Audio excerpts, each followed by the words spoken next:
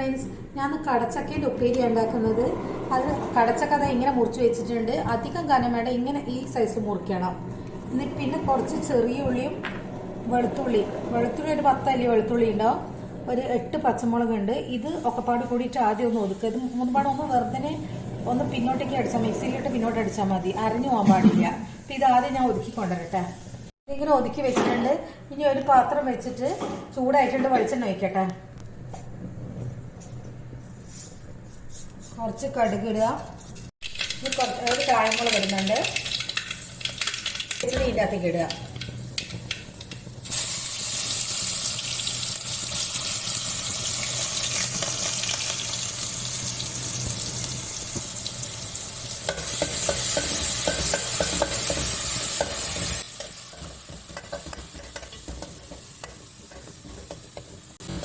നല്ലൊരു മണം വരും. അപ്പൊ ഈ ചക്ക ഇതിലേക്ക് ഇടുക.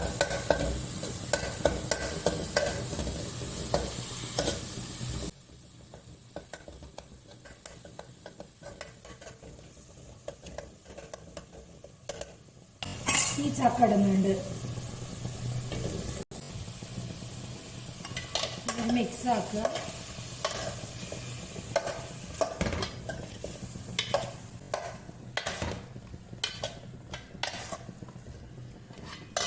കുറച്ച് ഉപ്പ് ഇടുക. മിക്സിന്റെ ബൗൾ കഴുകിയിട്ട് വെള്ളം ഒഴിക്കുന്നുണ്ട്. മൂടി വെച്ചിട്ട് ഇതൊന്ന് വെന്തോട്ടെ. ഇത് കുക്കറിൽ വെക്കുന്നതിന് നല്ല ഇങ്ങനെ വെക്കുന്നത്. കുക്കറിൽ വെച്ചാൽ നല്ല മൂത്ത ചക്കയാണ്, പെട്ടെന്ന് വെന്തുടഞ്ഞു പോകും. അപ്പൊ ഇങ്ങനെ ഞാൻ സമയത്ത് ഉടഞ്ഞു പോകില്ല. ഇനി ഇതൊന്ന് ഞാൻ മൂടി വെച്ചിട്ട് വേവിക്കുന്നുണ്ട്. ഇത് വേവാൻ വെച്ചിട്ടുണ്ട്. ആ നേരം കൊണ്ട് നമുക്ക് കുറച്ച് തേങ്ങ ഒതുക്കണം. കുറച്ച് തേങ്ങ എടുത്തിട്ടുണ്ട്. കുറച്ച് മഞ്ഞൾ ഇടുക.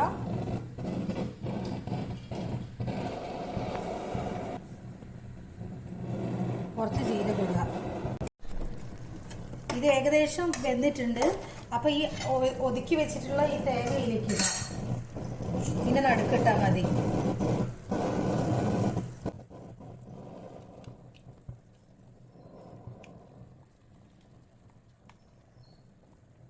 നല്ലോണം ഒന്ന് മിക്സ് ആക്കാം.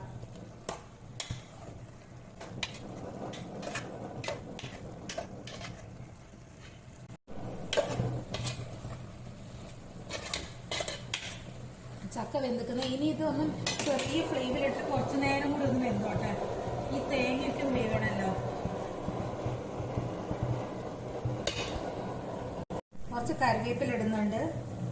ഒന്നും കൂടി നടക്കട്ടെ. കുറച്ച് പച്ചവെളിച്ചെണ്ണ ഒഴിക്കുന്നുണ്ട്.